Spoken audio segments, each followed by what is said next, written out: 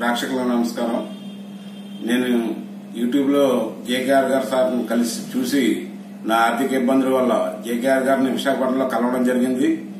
నాకు జేకేఆర్ గారు కొన్ని రెమెడీస్ చెప్పారు. అవన్నీ నేను పాటించడంతో నా ఆర్థిక ఇబ్బందులన్నీ కొంచెం తొలగిపోయాయి. కాబట్టి జేకేఆర్ గారికి మనస్ఫూర్తిగా వేల వేల నమస్కారాలు చేస్తూ ధన్యవాదాలు తెలుపుకుంటూ సెలవు తీసుకుంటున్నాను. ఓం నమ శివాయ. శ్రీమాత్రే నమః. ఈ చిన్న పని గనక మీరు చేసినట్లయితే ఏలినాటి శని, అష్టమ శని, అర్ధాష్టమ శని అన్నీ కూడా మిమ్మల్ని వదిలి పారిపోతాయి. ఎందుకనంటే శని భగవానుడు ఆయన యొక్క పని ఏమిటి అనంటే మనిషిని క్రమశిక్షణలో పెట్టడం. అది ఏలినాటి శనిలో కావచ్చు, అష్టమ శనిలో కావచ్చు, అర్ధాష్టమ శనిలో కావచ్చు.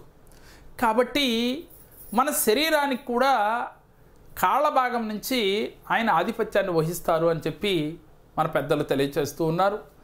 ఆస్ట్రాలజీ ప్రకారం కూడా మనం చెప్పుకుంటూ ఉంటాం. అందువల్ల మోకాళ్ళ నొప్పులు కానీ, మడం నొప్పులు కానీ, కాళ్ళకి సంబంధించి అంగవైకల్యాలు రావటం కానీ ఇలా జరగటం వల్ల శని భగవానుడు యొక్క పాత్ర ఉంటుంది అని కూడా కొంతమంది తెలియచేస్తూ ఉన్నారు.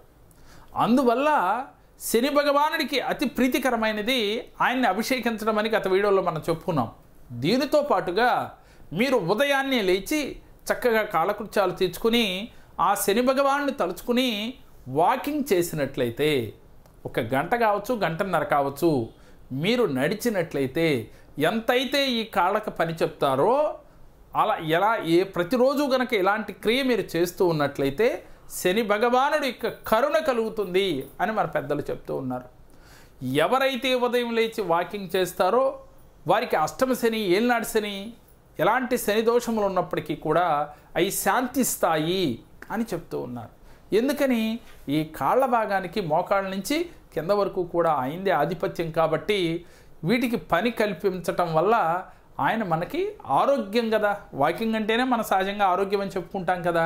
మరి ఈ క్రమశిక్షణలో భాగంగా మనం ఉదయాన్నే లేచి చక్కగా కాలకృత్యములు తెచ్చుకుని వాకింగ్ చేసి స్నానం ఆచరించి ఇంట్లో దీపారాధన చేసి ఇష్టదైవ ప్రార్థన అలాగే శని భగవాను ప్రార్థన కనుక చేస్తూ ఉన్నట్లయితే మీకు ఎలాంటి శని దోషములు ఉన్నప్పటికీ కూడా మిమ్మల్ని ఇబ్బంది పెట్టకుండా అనుకూల ఫలితాలు వస్తాయి అని మన పెద్దలు తెలియజేస్తూ ఉన్నారు.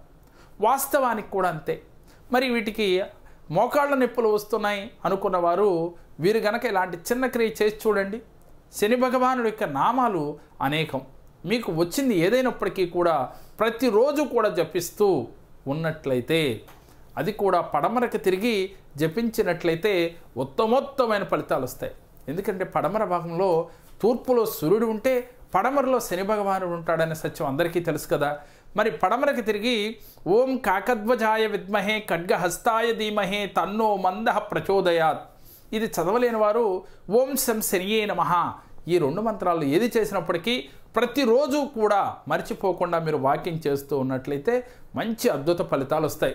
అందుకనే అయ్యప్ప మాల వేసే భక్తులు చెప్పులు లేకుండా ఈ మండలం రోజుల పాటు బ్రహ్మచర్యం పాటించి ఉదయం చన్నీటి స్నానం ఆచరించి ఇలా చేయటం వల్ల ఆ సంవత్సరం అంతా కూడా శని బాధల నుంచి బయటపడగలుగుతారు అని మనకి గ్రంథాలు తెలియచేస్తూ ఉన్నాయి.